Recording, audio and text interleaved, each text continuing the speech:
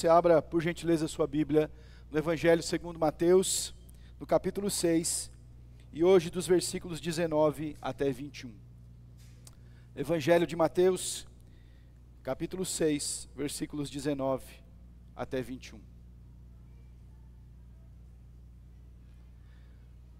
Nós estamos nessa sequência, nessa série no Sermão da Montanha. Na última semana nós aprendemos, ou nas últimas semanas, assuntos concernentes a práticas espirituais, tais como generosidade, oração e jejum. Espero que Deus tenha dado graça, ou esteja nos visitando com misericórdia, e o seu Espírito nos lembre a importância dessas práticas espirituais na nossa vida.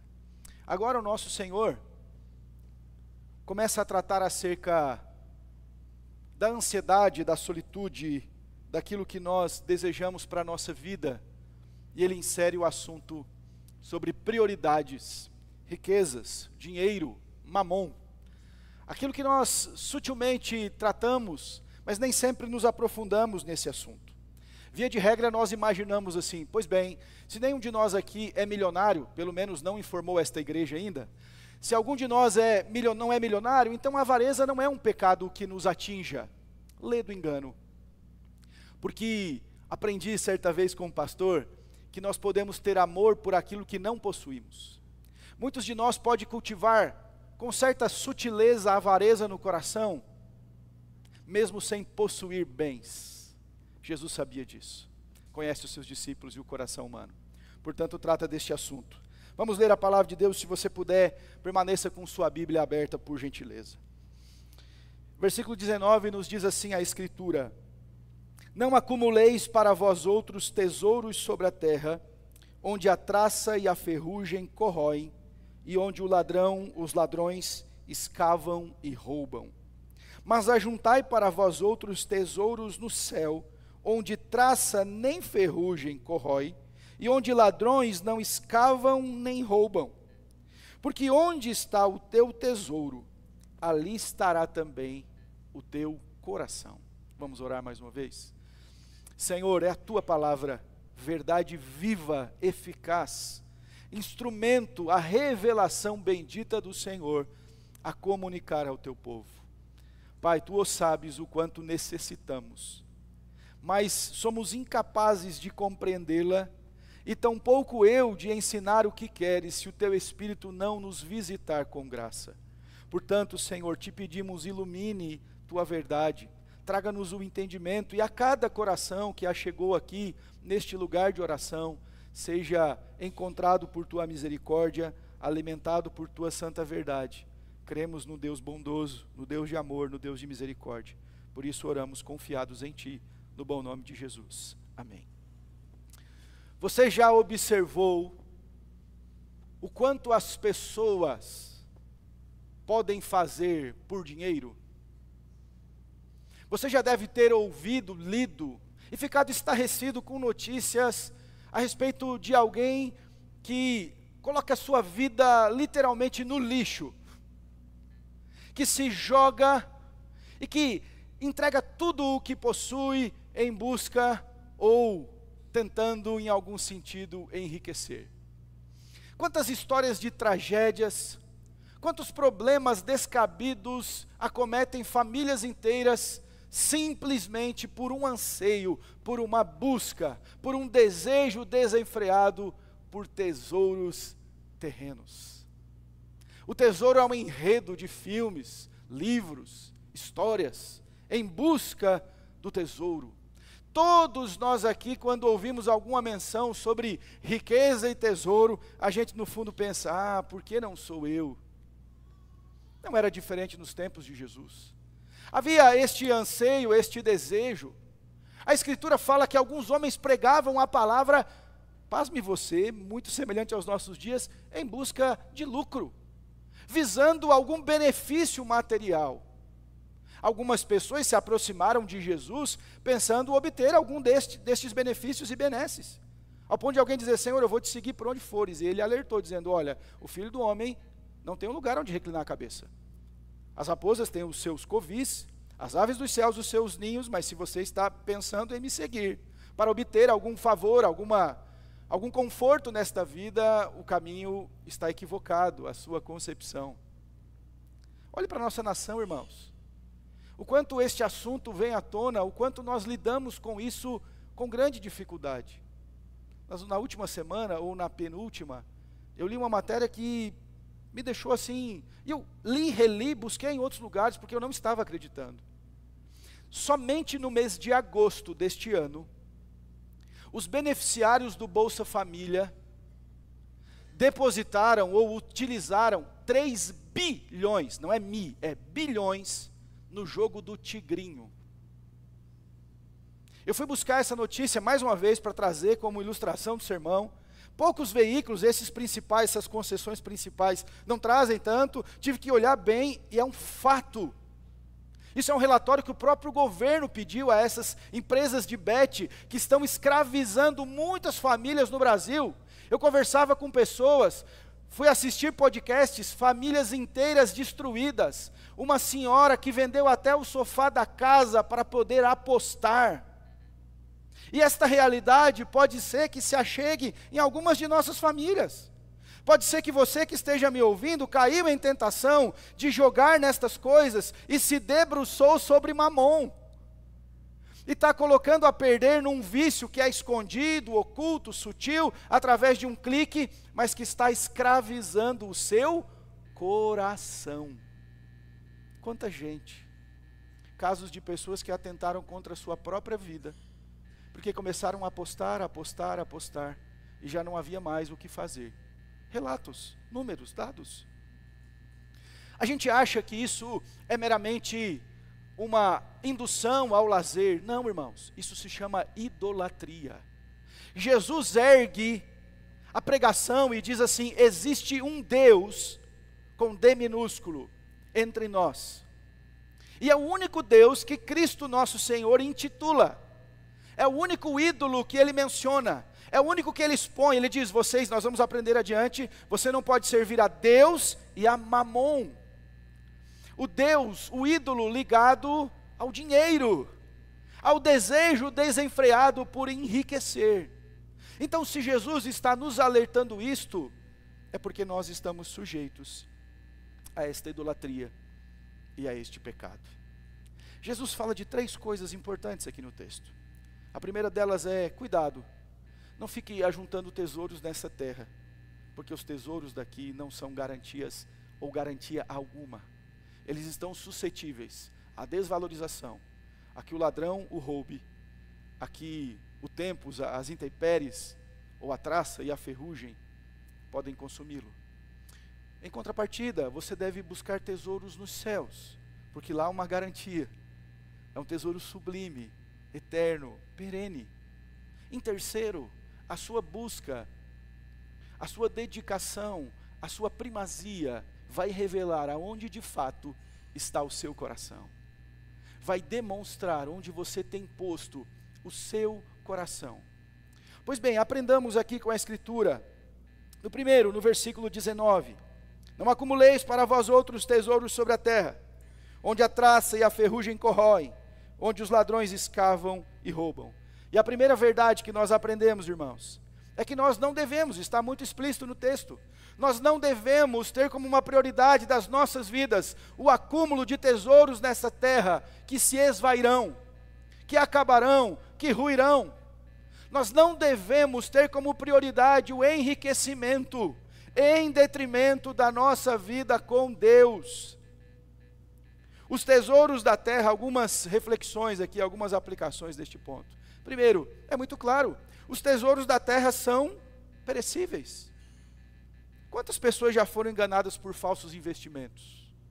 A nossa família tem histórias disso. Houve golpes e golpes distintos ao longo da história. E pessoas perderam seu dinheiro todo. Eu assisti um podcast um dia que o rapaz falou que na época que as poupanças foram tomadas no governo Collor, o pai dele cogitou tirar a própria vida. Porque a economia de muito tempo que lá estava se foi e ele agora se viu sem chão. E ele pensou dar cabo da própria vida. A gente precisa entender isso. E sempre que alguém quer guardar algo de valor, Sempre que alguém procura guardar alguma coisa, você verifica o cuidado e a garantia. É possível deixar ali? É comum ainda a gente encontrar pessoas idosas que guardam dinheiro em casa, que enrola naquele elástico, lembra, nos idos dos anos 90? Porque a ideia e o pensamento é, aqui eu posso verificar, está mais garantido e guardado do que num lugar que eu não estou vendo. Mas imagine você que somos chamados a investir e colocar a nossa poupança ou aquilo que conseguimos reter num lugar que não há garantia nenhuma, que não há segurança nenhuma que será devolvido ou que nós podemos verificar. Certamente você diria, é tolice fazê-lo. Por que eu vou depositar isto que é meu e que eu obtive com tanto esforço num lugar que eu não tenho garantia se será me devolvido? É tolo? Jamais farei. É exatamente isso que Jesus está dizendo aqui. Se a prioridade da sua vida é levantar recursos, é simplesmente pensar em bênçãos materiais, em confortos dessa terra, em tesouros terrenos, em detrimento de buscar as coisas de Deus, é tolice que você está fazendo o que eu estou fazendo. Porque nós estamos dedicando a energia da nossa vida, o nosso foco e a nossa prioridade em algo que irá acabar. Quanta gente na mudança, por ignorância no bom sentido do termo, na mudança de moeda que havia no país, perdeu grandes somas e quantias. Tem reportagens inteiras. A pessoa guardava na casa, no colchão, ela não tinha informação, vivia no interior. Eu vi uma reportagem no Espírito Santo, numa região de montanhas, havia um homem que guardava todo o seu dinheiro, e quando em 94 mudou para o plano real, simplesmente ele não tinha informação, ele ficou lá. E a reportagem foi depois de muitos anos, e lá estavam as grandes quantias que ele guardou para contar a história. Não tinha mais valor, se foi.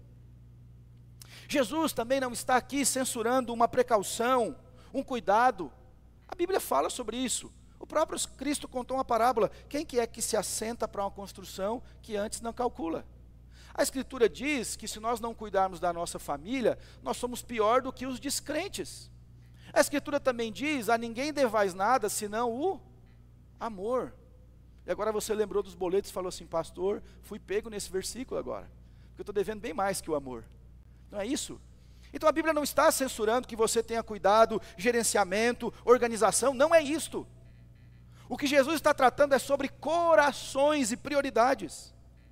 Ele fala, esses tesouros podem simplesmente apodrecer. A traça aqui é uma referência a um pequeno inseto, que ele punha as suas larvas e os seus ovinhos, e as larvas consumiam os tecidos.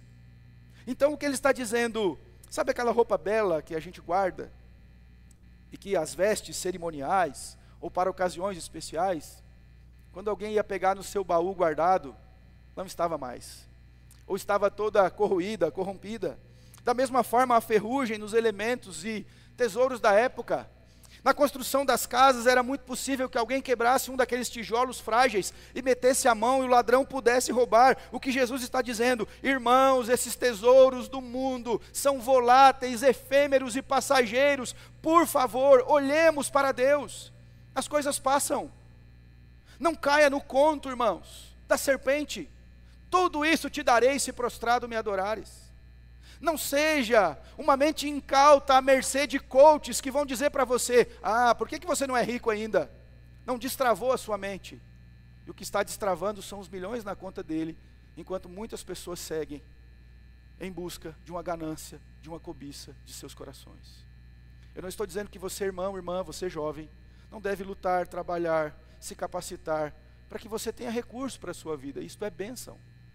Salomão vai nos dizer que um homem gozar do fruto do seu trabalho é bênção, é privilégio. Os ladrões não roubam os tesouros que estão nos céus. Agora, o Senhor Jesus vai nos lembrar, fazendo um contraste aqui do versículo 20, vamos juntos, versículo 20. Mas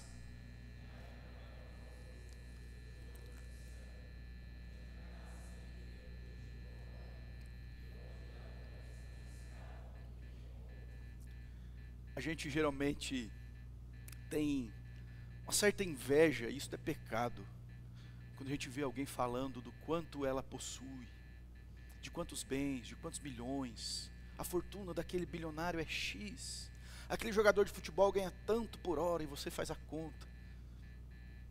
Mas a Bíblia está dizendo para nós que maior fortuna possui aquele que tem tesouros nos céus. Quando os discípulos saíram a pregar o evangelho, eles ficaram atônitos e eles retornaram para Jesus dizendo: Senhor, até os demônios submetem a nós pelo teu nome. Há curas, há milagres, mas uma coisa muito impressionante para eles era, no nome de Cristo, quando nós oramos, os demônios vão embora. Há um poder, uma autoridade espiritual, uma virtude que a gente carrega. O que o Senhor responde? Não se alegrem por isso. Se alegrem muito mais, porque o vosso nome está escrito no livro da vida. Nós podemos apresentar diante dos irmãos um cristão de roupa simples, talvez até maltrapilho, morando numa casa simples, com o mínimo de conforto, e um bilionário trajado no terno mais lindo e belo e mais caro deste mundo. Quem possui maior tesouro? Quem é o mais rico e abastado diante de Deus?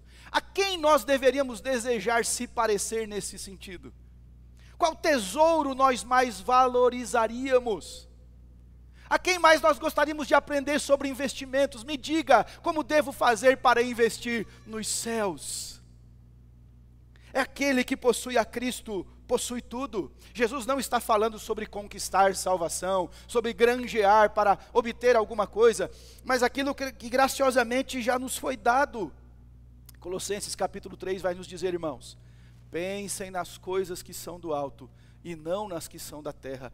Busquem as coisas do alto, onde Cristo está sentado com Deus. A prioridade das nossas vidas deve ser desejar as coisas do alto. Muitas igrejas se venderam para o dinheiro.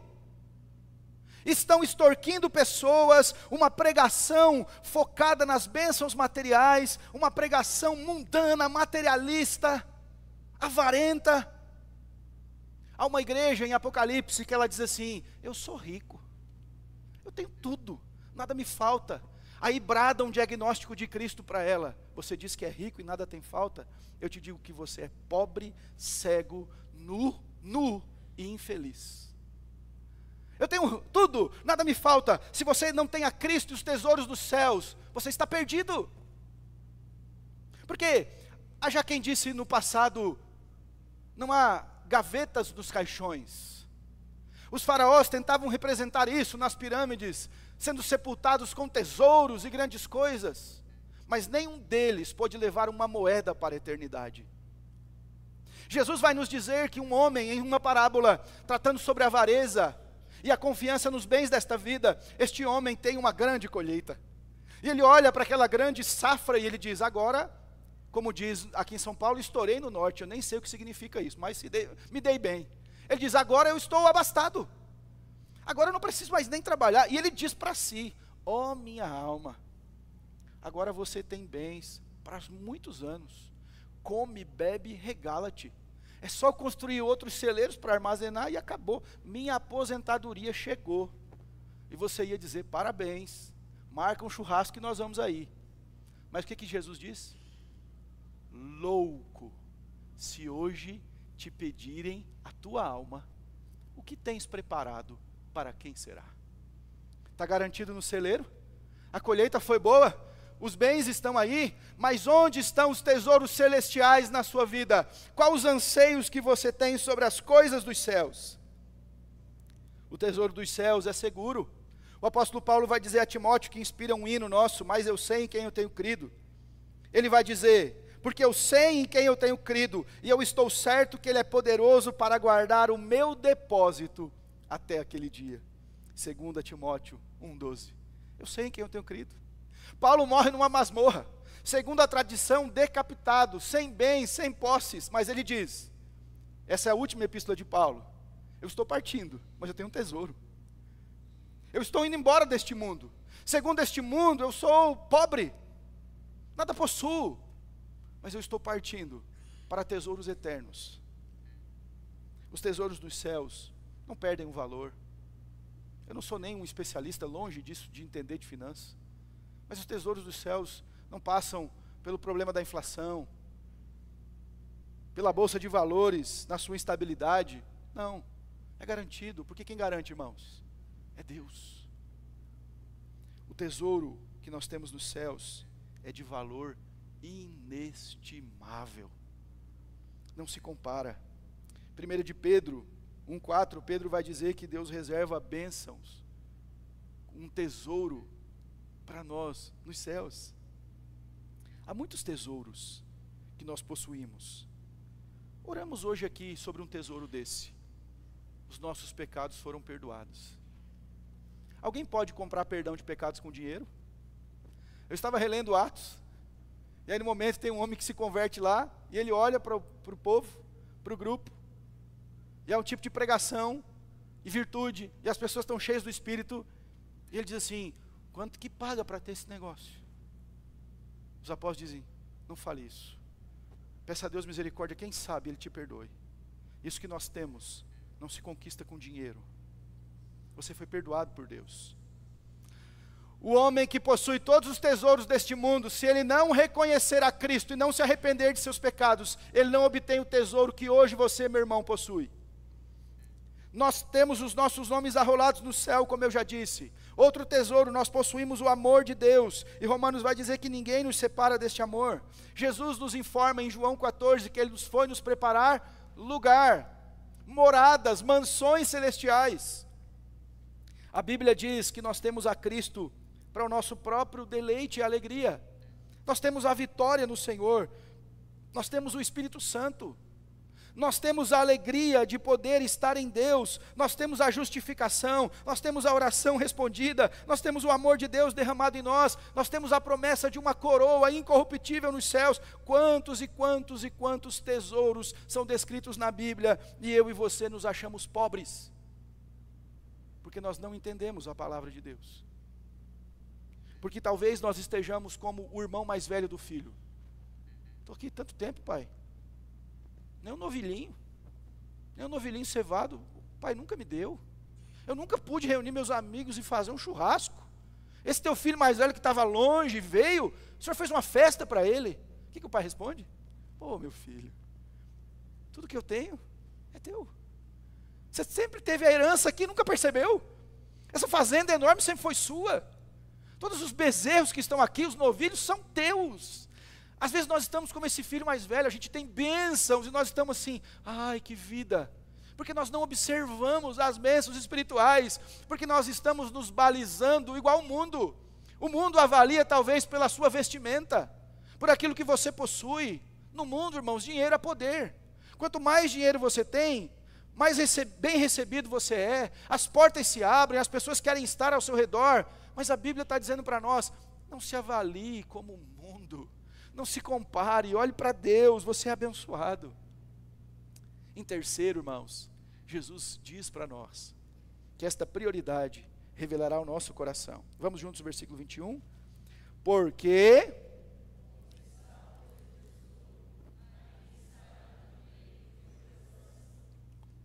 nós devemos nos perguntar com certa frequência: qual é o maior tesouro da minha vida? A Bíblia diz para nós que o homem que encontra o reino de Deus é como alguém que vai comprar um campo e olha lá, tem um tesouro. Ele vai lá e vende tudo que tem bem rápido para poder conquistar ou comprar aquele campo, porque ele sabe que lá há um tesouro. Jesus está tratando sobre esta questão, dizendo: o que domina a nossa vida? Quais são as prioridades que estabelecemos? Esse é um diagnóstico. Onde está hoje o seu coração, meu irmão? Qual é o seu principal comprometimento? Os seus maiores esforços? O anseio da sua vida? Pais, olhemos para os nossos filhos. O que mais almejamos? Que eles conheçam a Jesus ou que eles sejam milionários? Você pensou agora assim: pastor, eles podiam ser um milionário bem crente. Mas se a gente pudesse escolher, perceba que o nosso esforço é muito maior para que eles sejam bem-sucedidos no mundo, e talvez nós nunca tenhamos lido a Bíblia com eles em casa. Isso revela que a nossa maior preocupação é que eles tenham conforto, sejam bem-sucedidos, do que de fato eles tenham tesouros nos céus. Onde está o seu coração? No prestígio? No sucesso? Na riqueza? Jesus está perguntando se de fato a posse do nosso coração é do Senhor.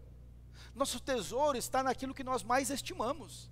Isso revela, irmãos. Nós podemos dizer com a boca, nós podemos cantar canções, Ficou redundante dizer com a boca, né? Mas podemos usar palavras, cantar canções, nós podemos ser religiosos, mas o nosso coração, o Senhor sabe onde está. Quando o jovem rico se apresentou para Jesus, e foi ele que se apresentou, perguntando: bom mestre, que farei para herdar a vida eterna? E o Senhor disse: sabe os mandamentos? Ele disse: sei, desde a minha juventude eu os tenho guardado. Ora, parabéns, pode ir para casa, congrega numa igreja, faz profissão de fé, você está salvo. Mas não foi isso que Jesus disse. A Bíblia diz muito claramente para nós: Jesus o olhando, o amou. Jesus fitando ele, bem dentro do coração, amou. E diz para ele: uma coisa te falta. Vai, vende tudo que você tem, dá aos pobres, depois vem e segue-me. E qual é a conclusão? Terás quem sabe? Escola Bíblica Dominical, aos domingos 9 da manhã. Terás um tesouro nos céus. O problema é que ele era rico? Não. Alguns homens da Bíblia foram ricos, seguiram ao Senhor. Mas o problema do jovem era onde estava o coração dele.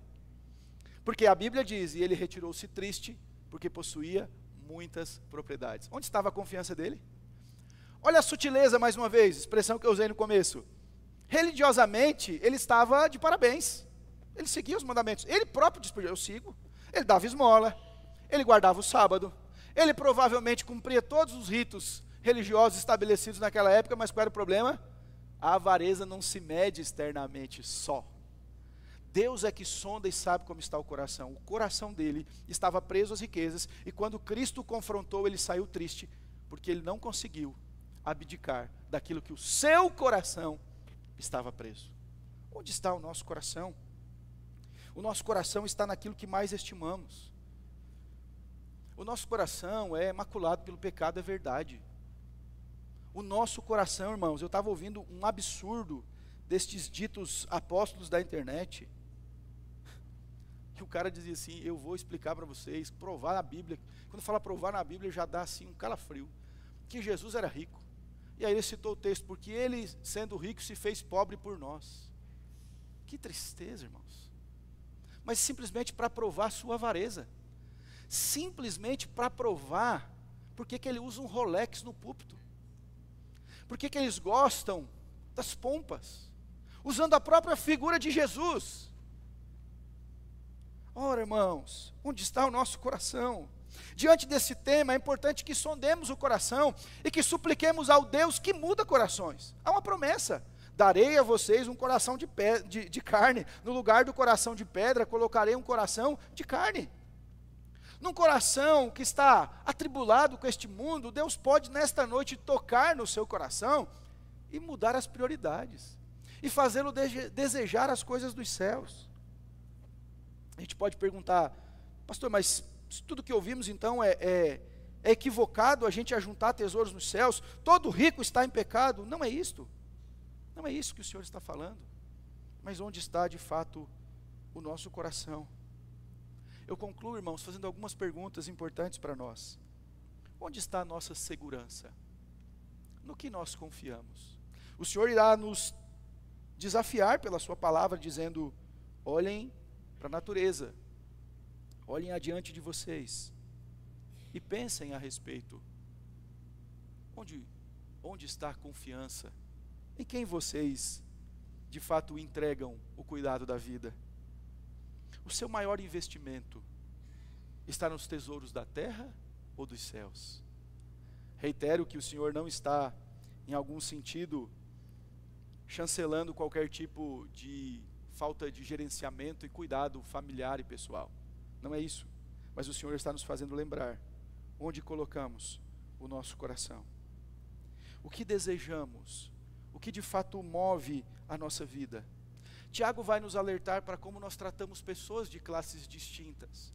Ele diz que você não pode receber um homem de boa roupa, anel nos dedos e dar o melhor lugar na sinagoga, aplicando para nosso relato como igreja, e ao mesmo tempo uma pessoa simples e humilde sente lá atrás. Como nós tratamos as pessoas? Como nós analisamos alguém? Como nós amamos os nossos irmãos em Cristo Jesus? Irmãos, a Bíblia alerta que Deus não chamou muitos de nobre nascimento, não. Deus não chamou muita gente abastada, mas nós assim, quebradinho, do nosso jeito.